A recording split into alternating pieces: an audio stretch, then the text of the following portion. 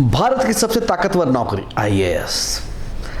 लेकिन क्या आप जानते हैं कि इसकी शुरुआत अंग्रेजों ने की थी? अब कभी इसे कहा जाता था British steel frame of India. तो आखिर आईसीएस उस वक्त जो था इंडियन सिविल सर्विसेज, आईसीएस से आईएएस तक का बनने का सफर कैसे तय हुआ, इसके बारे में थोड़ा जानते हैं।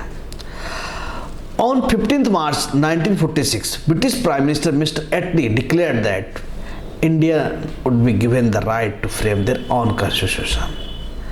From this statement, it was clear that Britishers is leaving India. लेकिन what about the civil servant? उस वक्त जो सिविल सर्वेंट से उनका क्या होगा? उस वक्त जो सिविल सर्वेंट से they belong to three categories. One of the three categories, like one is European members, second is Muslim officer, and third one is the Hindu and other caste. Problem with the European members. उस वक्त जो था environment, जो India का environment था वो सही नहीं था, ऐसा वो ब्रिटिश यूरोपियन मेंबर्स को फील होता था, they felt. So British government gave three options. क्या ऑप्शंस था?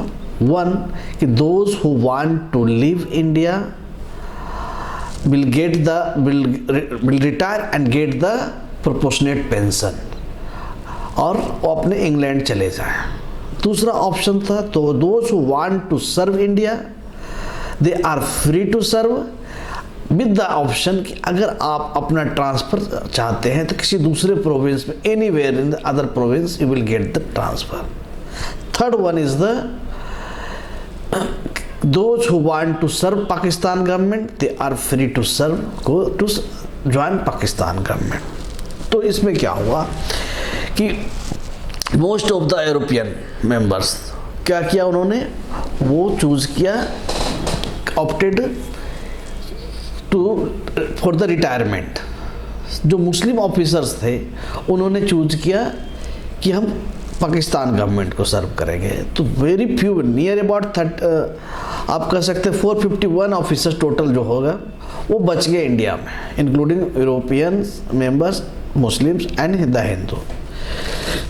सो और तो उस वक्त सिचुएशन ये आया कि हमारे पास ब्यूरोक्रेसी की कमी हो गई, सिविल सर्वेंट की कमी हो गई, क्योंकि most of the 1100 something bureaucrats थे, जिसमें से सभी, कुछ लोगों ने पाकिस्तान ज्वाइन किया, कुछ यूरोप चले गए टेकिंग आफ्टर रिटायरमेंट, एंड जो मैक्सिमम जो रह गए वो 451 के अबाउट में रह गए हमारे हिंदुस्तान में।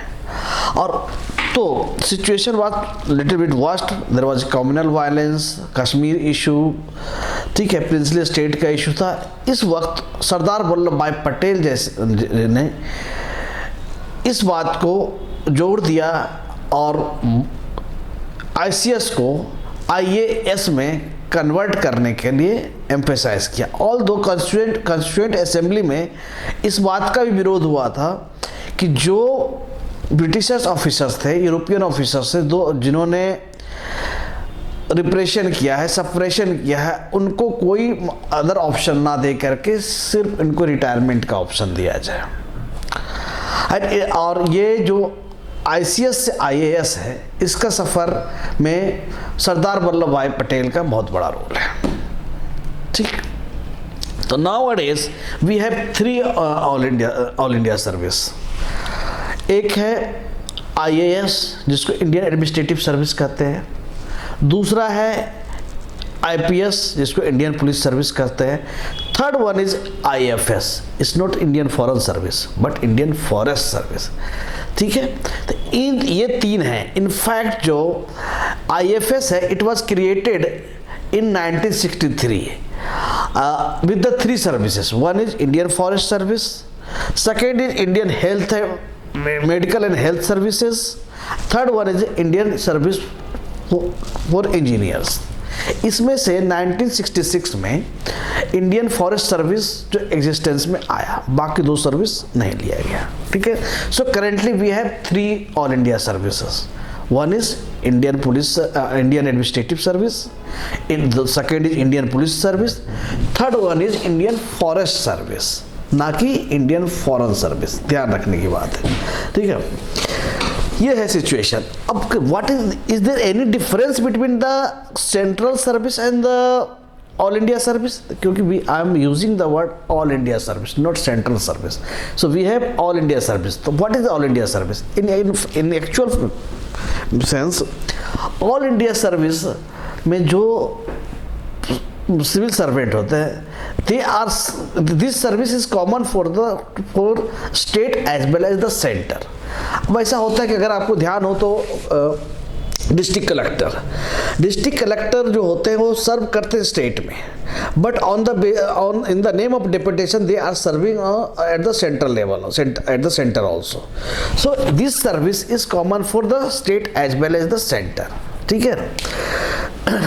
सो this is called the all India service.